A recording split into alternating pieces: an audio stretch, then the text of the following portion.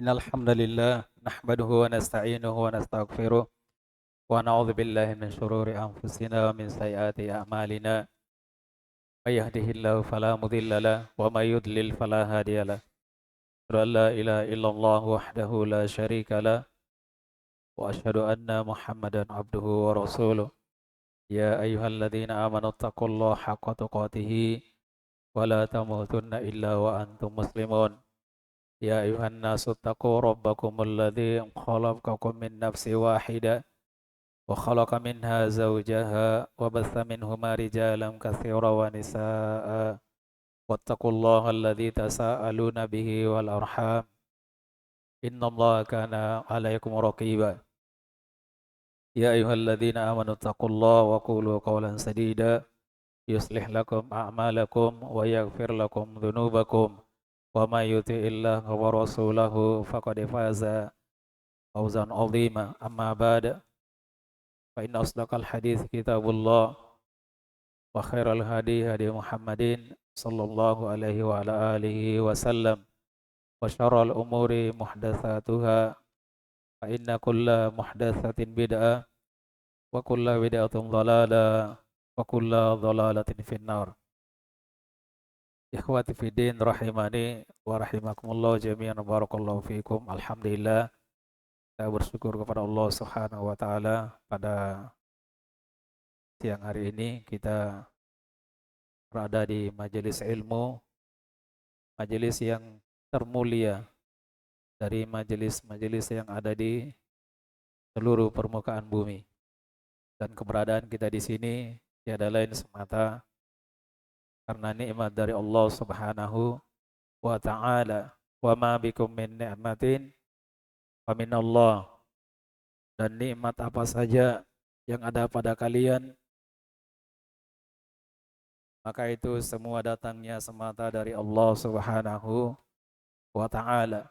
Maka bersyukurlah bagi mereka yang kesehariannya banyak di majelis-majelis ilmu seperti di sini yang sebagai santri, itu suatu keberuntungan yang sangat besar di mana Allah Subhanahu wa taala menakdirkan kalian untuk selalu berada di lingkungan majelis ilmu walaupun mungkin sebagian kalian tidak suka.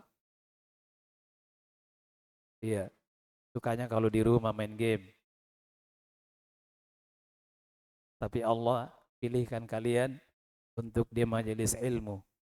Maka mestinya uh, lebih bersyukur. Syukurannya berusaha untuk melawan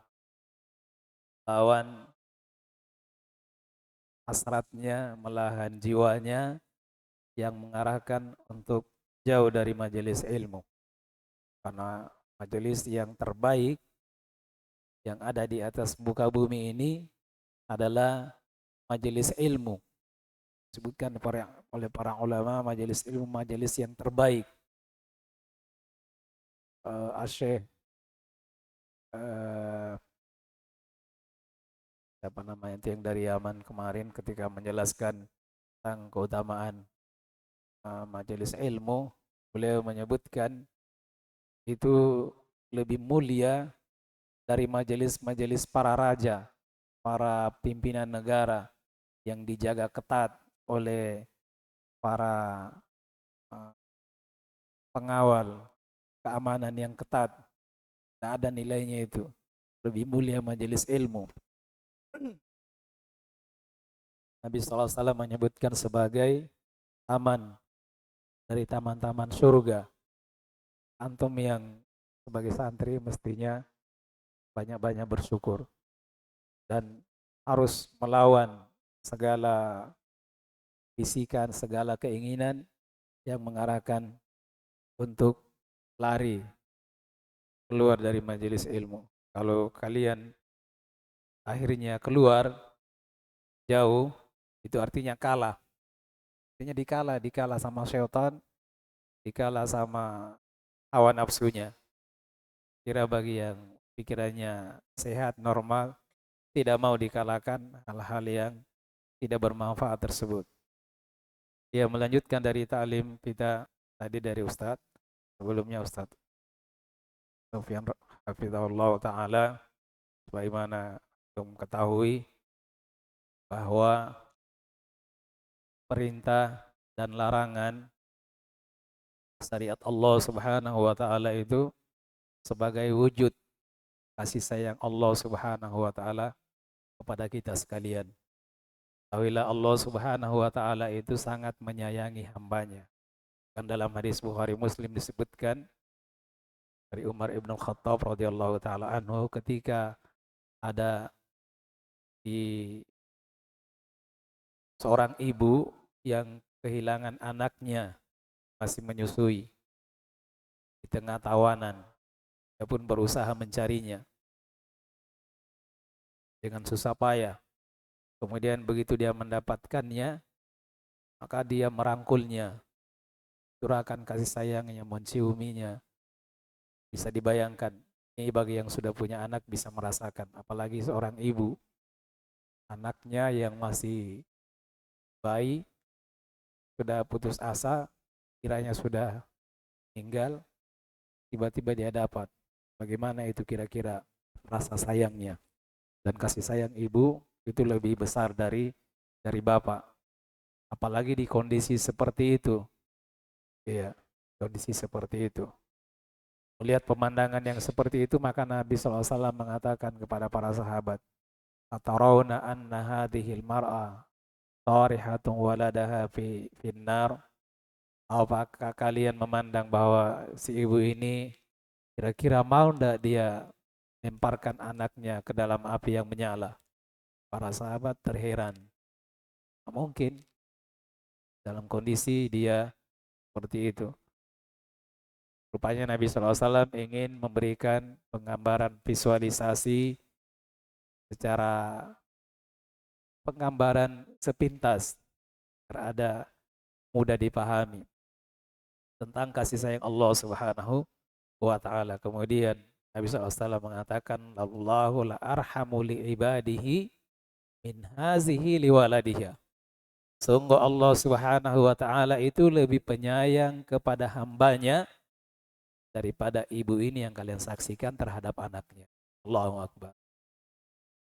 Seluruh kasih sayang yang ada di atas dunia ini dikumpulkan, kemudian dijadikan satu, mau dibandingkan kasih sayang Allah Ta'ala kepada hambanya, itu tidak ada apa-apanya.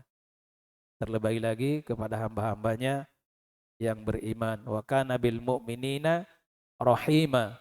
Dan Allah memberikan kasih sayang yang khusus kepada orang-orang yang beriman. Kalau kita gambarkan kasih sayang Allah Ta'ala tidak akan pernah cukup waktu untuk hal tersebut.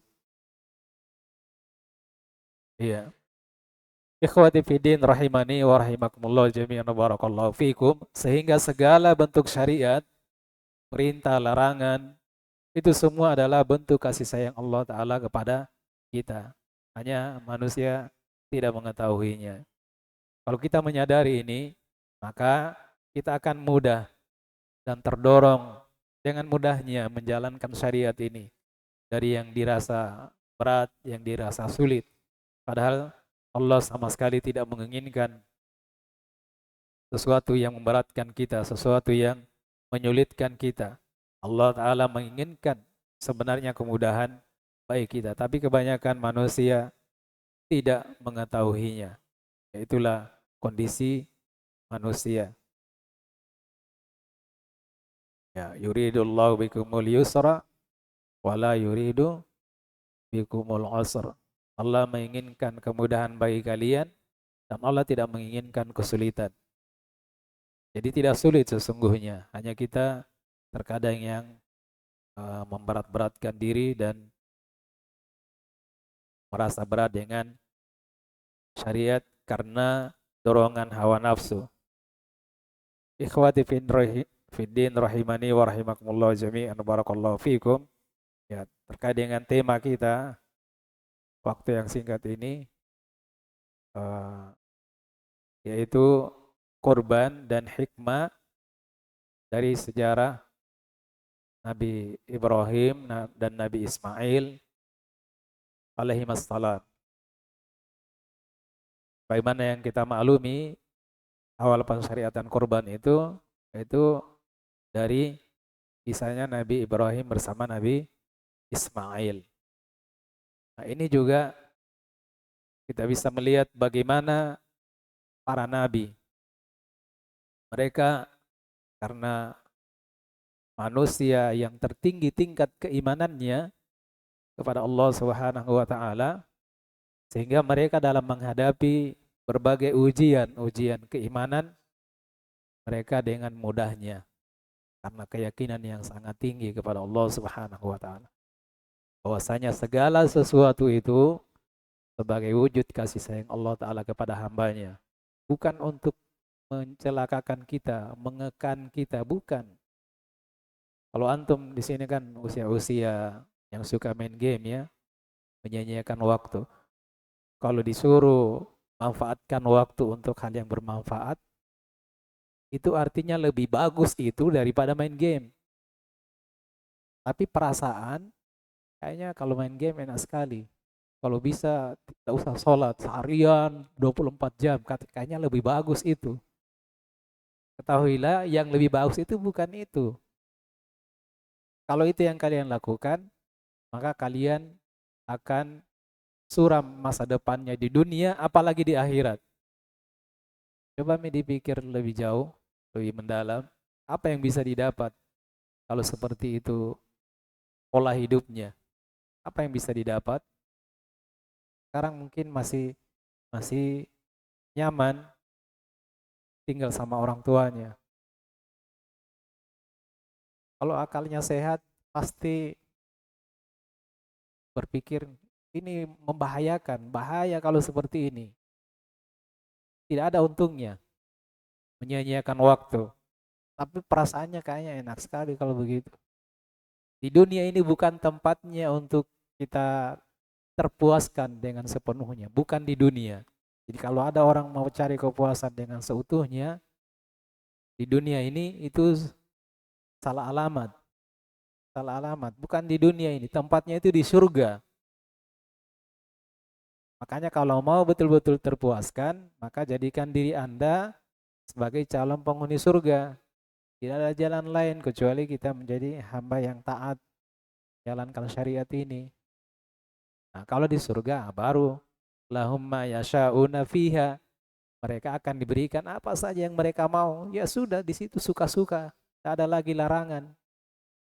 Bahkan yang diberikan itu tidak digapai oleh nalar kita. Kita punya akal di dunia ini belum levelnya untuk bisa menggapai kenikmatan surga. Wala yakhturu ala qalbi bashar. Belum sampai di pikiran manusia. Saking nikmatnya. Jadi kalau kita membayangkan nikmat yang paling enak itu apa? Coba menghayal yang paling nikmat. Paling puncak nikmat yang Anda inginkan. Tidak ada apa-apanya itu dibandingkan yang di surga. Tidak ada orang sakit, tidak ada orang stres, tidak enak. Kita pikir lagi apa yang mau dimakan. Itu adanya di surga, bukan di dunia. Kalau di dunia salah alamat.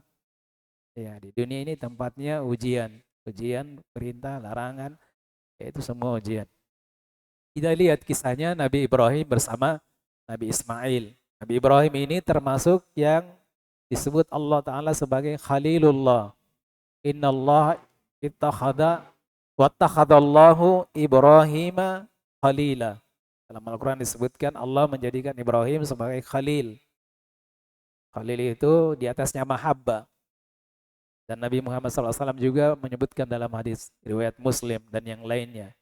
Inna Allah ittakhadani khalila kama ittakhadal Ibrahim khalila. Allah Ta'ala menjadikanku sebagai khalil sebagaimana Allah menjadikan Nabi Ibrahim sebagai khalil. Yang terdekat, kekasih terdekat di sisi Allah Ta'ala. Ibrahim mendapatkan seperti itu. Ibrahim dari kecilnya itu sudah mendapatkan ujian. Dia yang menghancurkan berhala. Hancurkan berhala, kemudian dibakar hidup-hidup. Tidak peduli. Jika perintah Allah tidak peduli. Tapi jangan kalian seperti itu ya. Kalau ada karena mau kayak Nabi Ibrahim, akhirnya hancurkan tempat-tempat peribadatan. agama lain. Itu nekat namanya. Karena Nabi Ibrahim, beliau mendapatkan wahyu. Kita tidak ada yang mendapatkan wahyu. Hanya dibakar. Dibakar. Dikumpulkan berhari-hari itu. Kayu bakar, dibakar. Tidak peduli, pasti Allah akan menolongnya. Allah berfirman kepada api, ya naru kuni bardan wasalaman ala Ibrahim. Para ulama, ya wahai api, dinginlah kamu. Seandainya sampai di sini, kata para ulama, Nabi Ibrahim itu tidak bisa selamat. Saking dinginnya itu api. Tapi Allah lanjutkan di firman-Nya itu, wasalaman ala Ibrahim, dan keselamatan bagi Ibrahim.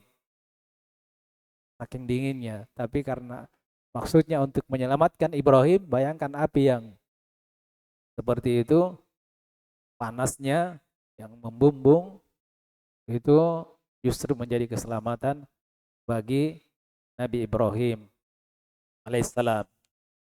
Kemudian itu masih masa remajanya, karena dia hidup di tempat yang kesyirikan itu luar biasa.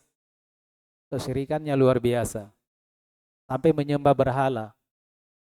Termasuk bapaknya itu pembuat patung. Makanya dihancurkan itu berhala. Kemudian dia sisakan satu yang besar. Ketika ada ditanya, tidak ada yang dicurigai selain dia. Dia sisakan satu, dia tanya itu kayaknya itu yang hancurkan. Mereka sempat terdiam dan masuk akal. Itu kan patung, nggak bisa ngapa-ngapain. Nabi Ibrahim bilang, kalau begitu kenapa kalian sembah? Betul-betul mungkin bahasa bodohnya, sembah patung.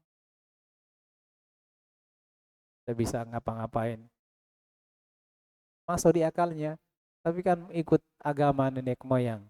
Ya, mau di apa, begitulah ajaran nenek moyang kami.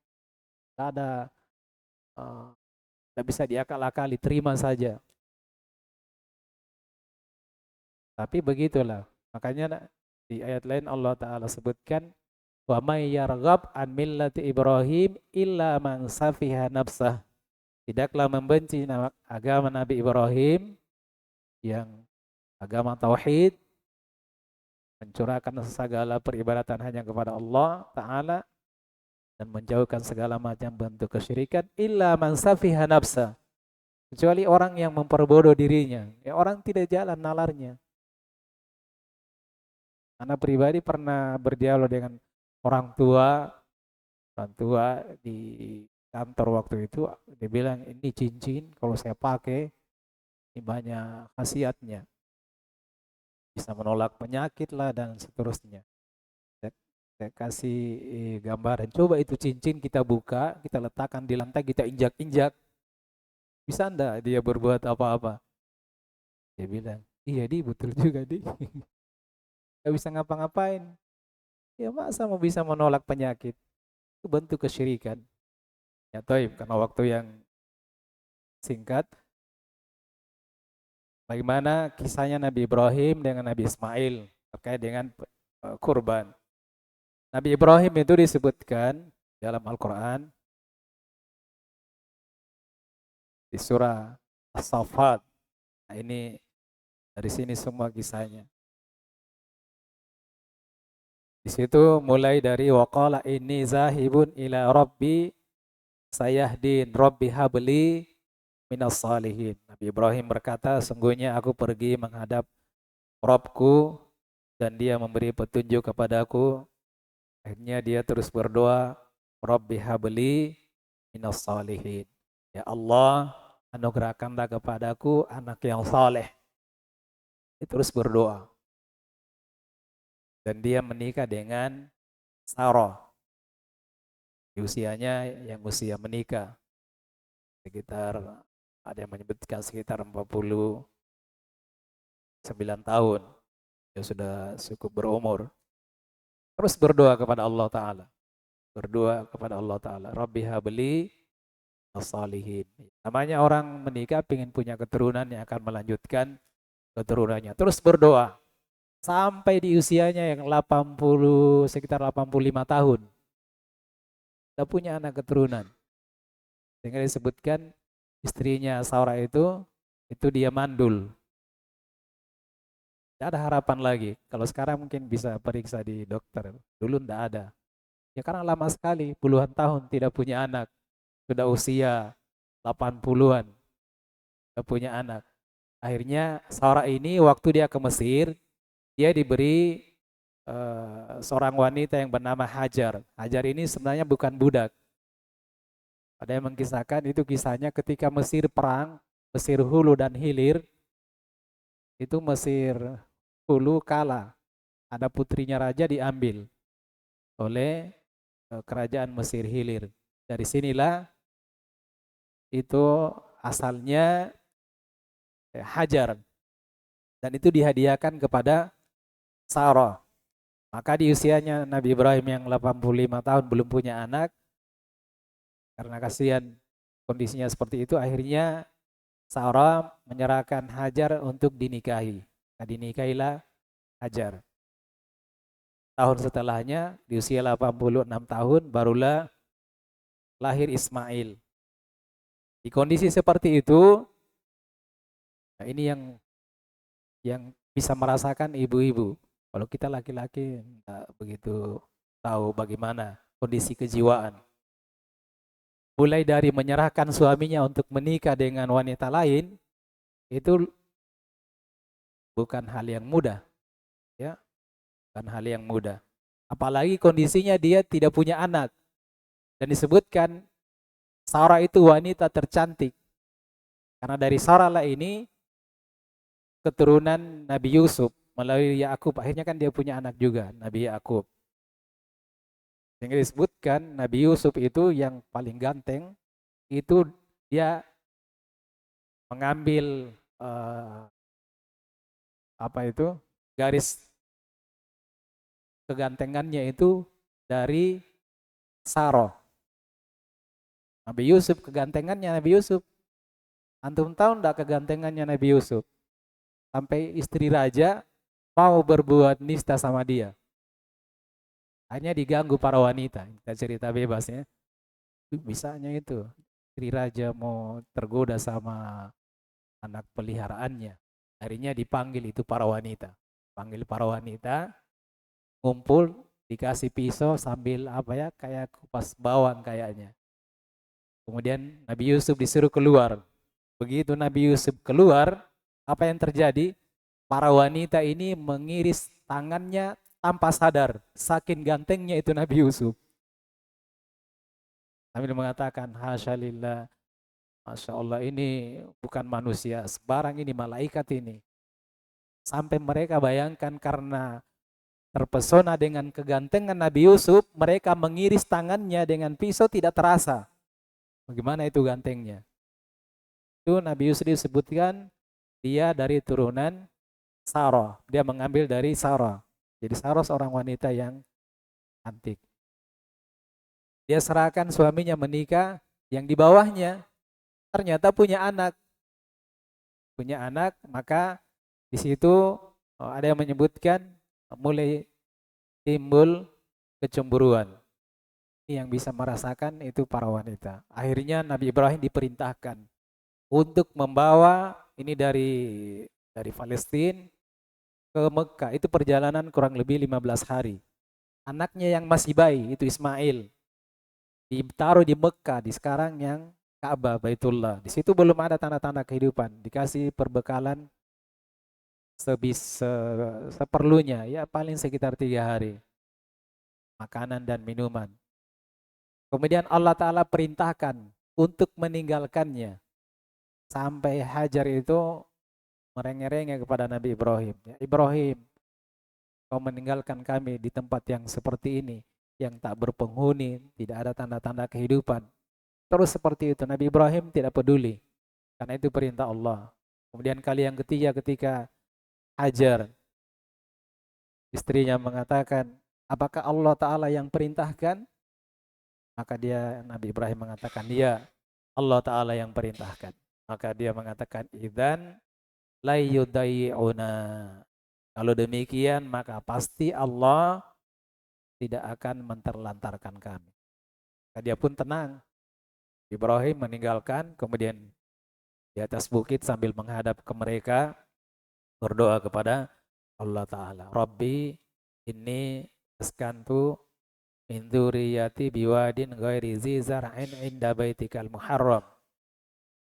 Rabbana liyuqimus shalah faj'al af'idatan minan nas tahwi ilaihim Allahum warzuqhum minas samarati la'allahum yashkurun.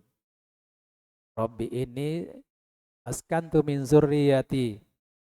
Ya Rabbku, aku meletakkan dari sebagian keturunanku. Biwadin ghairi zi zar'in. Di suatu tempat yang tidak ada tanaman, tidak ada tumbuhan. Bagi yang sudah pernah ke Mekah bisa dilihat. Sekitaran Mekah, Baitullah itu tidak ada tanda-tanda kehidupan di situ. Ada gunung-gunung batu, tidak ada tumbuhan. Inda baitikal muharram, di situ.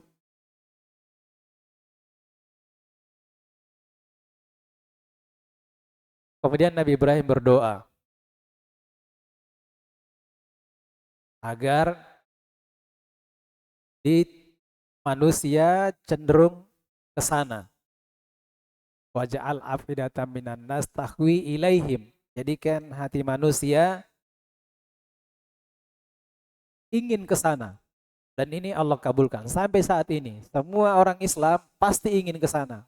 Baik yang belum maupun yang sudah. Pasti mau terus ke sana. Warzuqhum minas samarat. Dan berikan mereka rezeki dari buah-buahan. Bagi yang sudah pernah ke Mekah, di sana ada semua. Ada semua. Hampir semua buah-buahan. Semua sayuran, semua makanan, ada semua. Apalagi sekarang, mau makan bakso, mau makan mie ayam, yang produk Indonesia, sayur-sayuran. Bahkan yang tidak ada di Indonesia ada di sana. Padahal di Indonesia suburnya seperti ini. Ada semua.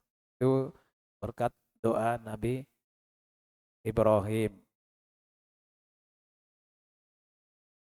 Nah, di hari habisnya perbekalan, akhirnya Hajar ini berusaha mencari air. Karena air itu sumber kehidupan. Dia bolak-balik dari Safa ke Marwa. Marwa, Safa. Safa, Marwa sampai 7 kali. Dari Safa ke Marwa, dari Bukit Safa, dia lihat di bawah kayak Fata Morgana. Fata Morgana itu kayak air ya. Dia pergi lagi ke Marwa. Sampai di Bukit Marwa ternyata tidak ada. Terus bolak-balik begitu. Cari air. Karena kalau tidak ada air, terancam kehidupan. Mau mati orang. Nggak bisa apa-apa. Habis perbekalan. Dalam kondisi Ismail masih dalam penyusuan. Di situ saja. Akhirnya Allah Ta'ala takdirkan di bawah kaki bayi Ismail yang jadi nabi, itu muncul air zam-zam. Nah, ada yang menyebutkan itu dari hentakan sayapnya Jibril. Akhirnya muncul air zam-zam. Nah, disitulah minum air zam-zam. Kemudian akhirnya bisa melanjutkan kehidupan. Air zam-zam itu sampai sekarang masih seperti dulu. Itu diminum oleh mungkin jutaan manusia ya. Tidak ada habisnya.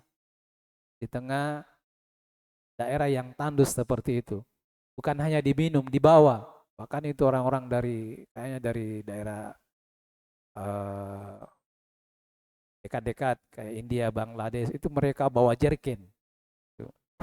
Bawa jerken, pikul, itu isi untuk dibawa pulang, air zam-zam. Belum yang diminum. Kalau kita umroh atau orang haji, di sana hanya mandi saja yang tidak pakai air zam-zam. Kalau minum, aduh rugi kalau bukan air zam-zam. Itu banyaknya manusia seperti itu.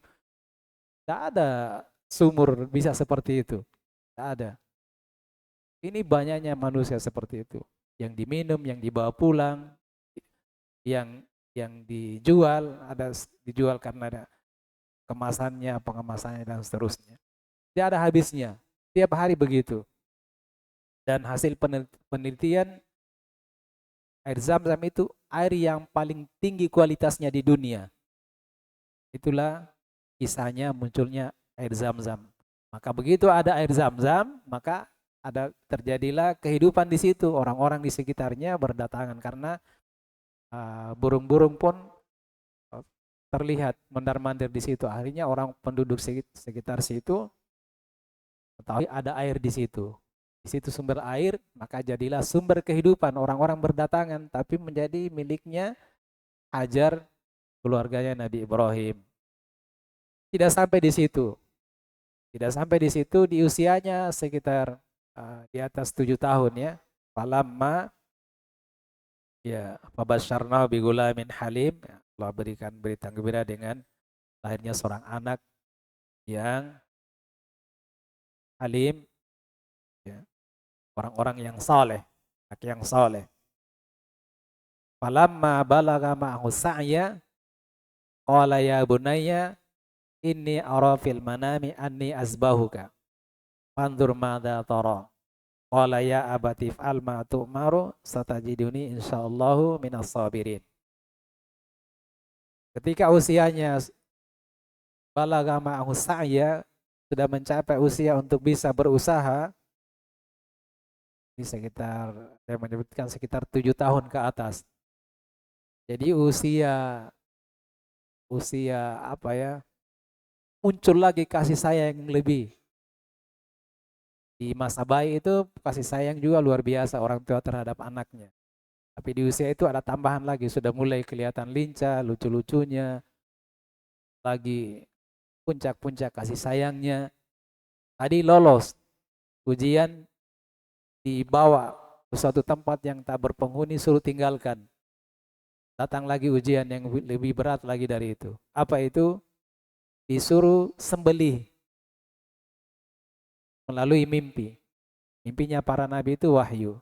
Yang disebutkan Ibnu Abbas radhiyallahu taala anhu, diwahyukan kepadanya. Berkali-kali diwahyukan. Akhirnya dia utarakan. Kalau Nabi Ibrahim tidak ada pilihan lain. Karena ini wahyu dari Allah. Itulah tadi.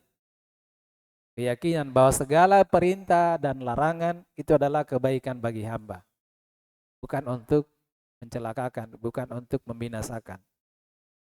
Maka Nabi Ibrahim tekad yang kuat akan melakukan penyembelihan terhadap anaknya. Dia minta pendapat anaknya. Ya bunayya, dengan panggilan kesayangan, wahai anakku. Inni ara fil manami. Aku melihatmu dalam mimpiku. Anni azbahuka.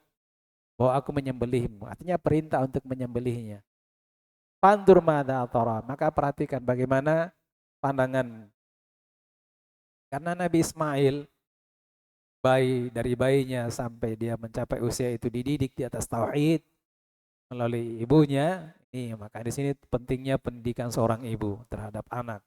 Salah sekali pengaruhnya ibu terhadap anaknya. Dididik di atas tauhid bahwa segalanya kecintaan itu hanya untuk Allah. Di atas segalanya apapun yang datang dari Allah Ta'ala itu hanyalah ucapan sami'na wa ta'na. Innama kana qaulal mu'minin idza du'u ila Allah wa rasulihi liyahkuma bainahum yaqulu sami'na wa ata'na. Hanyalah ucapan orang-orang yang beriman itu jika mereka diajak kepada Allah dan Rasulnya untuk suatu perkara, diputuskan hal tersebut, yaitu ucapan sami'na wa ata'na. Kami dengar dan kami taat. Karena keyakinan yang sangat kuat, sangat kokoh bahwa segala perintah, larangan, segala syariat ini adalah kebaikan bagi kita. Keyakinan seperti itu sehingga mudah ketika kita tidak seberat itu, hanya disuruh jaga sholat 5 waktu, sholat sunnah, jauhi yang dilarang. Terlalu berat sebenarnya. Ini luar biasa ya. Apa jawabannya? Ya abati if'al ma tu'maru. Wahai ayahku, jalankan apa yang diperintahkan Allah Ta'ala. Satajiduni insyaallah minas sabirin. insya Allah engkau akan mendapatiku sebagai orang-orang yang sabar. Sandarkan kepada Allah. Karena kesabaran yang didapatkan, kemampuan untuk melaksanakan syariat itu tiada lain semata karena anugerah dari Allah Subhanahu wa taala. Sudah, tekadnya sudah kuat, kedua-duanya sudah siap, maka dilaksanakanlah penyembelihan tersebut. Bisa dibayangkan ya, anak itu pernah pelihara ayam, dikasih makan tiap hari, makan di tangan, terus sudah mulai besar, mau potong ayam. Ini saya rasakan sendiri. Tiba lebaran atau apa mau potong ayam, wah tidak kuat mau potong ayam peliharaan sendiri, mending beli. Itu ayam. Coba mintanya orang-orang yang pelihara ayam atau mungkin hewan yang ada lucu-lucunya dikasih makan, ada tingkahnya. Coba suruh potong. Mending dia beli. Ini hewan. Ini bukan hewan, anaknya sendiri. Disuruh potong dengan tangannya sendiri. Bukan dibawa di penyembelihan, dengan tangannya sendiri. Di kondisi yang seperti itu. Tidak ada yang bisa. Tidak ada yang bisa. Kalau bukan karena dorongan keimanan, keyakinan yang sangat tinggi kepada Allah Subhanahu wa taala, tidak akan mungkin bisa. Tidak akan mungkin bisa. Tapi keyakinan yang sangat tinggi karena keimanan yang sangat tinggi, maka justru dengan tenang, dengan mudah melaksanakannya. Karena yakin Allah tidak akan menzalimi hambanya. Pasti itu yang terbaik. Asa an takrahu syai'an wa huwa khairul lakum wa asa an tuhibbu syai'an wa huwa syarrul lakum wallahu ya'lamu wa antum la ta'lamun. Allah Ta'ala sebutkan, boleh jadi kalian benci sesuatu padahal itu baik bagi kalian, dan boleh jadi kalian menyenangi sesuatu padahal itu tidak baik bagi kalian. Wallahu ya'lamu wa antum la ta'lamun. Allah Maha tahu, kalian tidak tahu. Ini tauladan yang diperlihatkan kepada kita dari Nabiullah Ibrahim dan Nabi Ismail alaihissalam. Maka dilaksanakanlah penyembelihan itu. Ketika melaksanakan penyembelihan tidak ada perasaan, oh nanti kan akan diganti ji. Tidak ada begitu. Bahkan ditajamkan pisaunya dengan setajam-tajamnya. Kemudian dibaringkan Nabi Ismail. Diletakkan pisau itu di lehernya. Jika akan diayungkan, barulah Allah Ta'ala menyatakan wa nadainahu ayya Ibrahim qad saddaqta ru'ya inna kadzalika najzil muhsinin inna hadza lahuwal balaul mubin. Maka Allah Ta'ala berfirman di kelanjutan ayatnya, tatkala keduanya telah berserah diri dan Ibrahim membaringkan anaknya di atas pelipisnya, sehingga nyatalah kesabarannya untuk melaksanakan perintah Allah Subhanahu wa taala. Maka kami memanggilnya ya Ibrahim, sungguh kamu telah membenarkan mimpi itu. Laksanakan perintah Allah Ta'ala. Sungguh yang demikian itu kami berikan balasan bagi orang-orang yang berbuat baik. Bahkan Allah Ta'ala di sini sebutkan sesungguhnya ini benar-benar suatu ujian yang nyata. Inna hadza lahuwal balaul mubin. Ini ujian yang nyata, yang berat. Luar biasa ya. Bisa dibayangkan bagi mereka, bisa dirasakan bagi mereka yang memiliki kondisi seperti ini. Anak satu-satunya, laki-laki di kondisi sayang-sayangnya disuruh sembelih dengan tangannya sendiri. Kemudian setelah itu Allah Subhanahu wa taala wa fadainahu bizabhin awim, dan kami gantikan dengan sembelihan yang besar. Maka malaikat Jibril bawakan ekor domba yang besar untuk disembelih sebagai pengganti Nabi Ismail. Maka dari situlah pensyariatan ibadah, awal pensyariatan kurban. Kita disyariatkan untuk menyembelih hewan kurban mulai dari tanggal 10 Zulhijjah sampai tanggal 13, 10, 11, 12, 13. Ya, kita bukan lagi sembelih anak, tapi menyembelih hewan kurban. Sehingga bagi mereka yang memiliki kemampuan sangat, bahkan sebagian ulama mewajibkan. Bagian pendapat hukumnya wajib berdasarkan hadis Nabi SAW yang disahihkan oleh Al-Albani, "Man kana lahu sa'a wa lam yudahi fala yaqrabanna musallana." Barang siapa yang memiliki kemampuan dan dia tidak melakukan penyembelihan hewan kurban, fala yaqrabanna musallana. Maka jangan dia mendekati tempat sholat kami. Ini adalah larangan yang keras bagi mereka yang memiliki kemampuan dan tidak mau berkurban. Walaupun sebagian ulama menyatakan hukumnya sebagai sunnah muakkad. Berdasarkan riwayat yang menyebutkan bagi mereka yang ingin berkurban ketika memasuki mulai dari 1 Zulhijjah hendak berkurban, di situ kan ada kalimat yang ingin berkurban, bukan tidak wajibnya, sehingga memalingkan dari hukum wajibnya. Jadi sunnah yang sangat ditekankan bagi mereka yang memiliki kemampuan, yaitu untuk tidak memotong rambut dan kukunya. Ikhwati fiddin rahimani wa rahimakumullah jami'an, barakallahu fikum. Dari apa yang kita kisahkan ini, dari berbagai disebutkan oleh para ulama, ya, seperti diriwayatkan Imam Bukhari dan yang lainnya, dan juga di dalam Al-Quran yang kita sebutkan tadi, kita bisa mengambil hikmah bagaimana keteguhan iman mestinya ada pada diri seorang muslim ketika menghadapi, ketika berkenaan dengan syariat Allah Subhanahu wa taala. Dan itu adalah kebaikan bagi hamba, karena syariat ini adalah semua dari Allah taala sebagai wujud kasih sayang Allah Subhanahu wa taala kepada kita sekalian.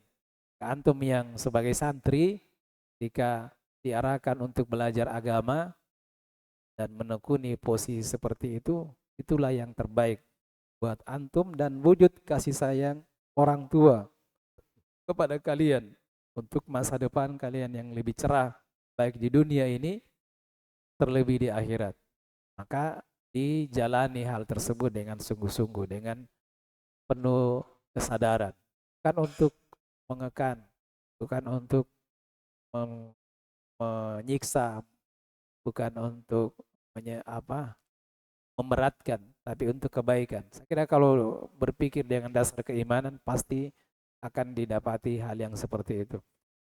Ya, semoga Allah Subhanahu wa taala senantiasa berikan taufiknya kepada kita sekalian untuk menjadi hambanya yang betul-betul taat di atas syariat ini. Kemudian setelah kita mendapatkan ridho Allah Subhanahu wa taala, kita dibebaskan dari azab kubur, dari azab neraka, dan dimasukkan ke dalam surganya. Amin ya Allah rabbal alamin. Wallahu a'lam bishawab. Subhanaka bihamdika asyhadu an la ilaha illa anta astaghfiruka wa atubu ilaik. Wassallallahu ala nabiyina Muhammadin wa ala alihi wasallam.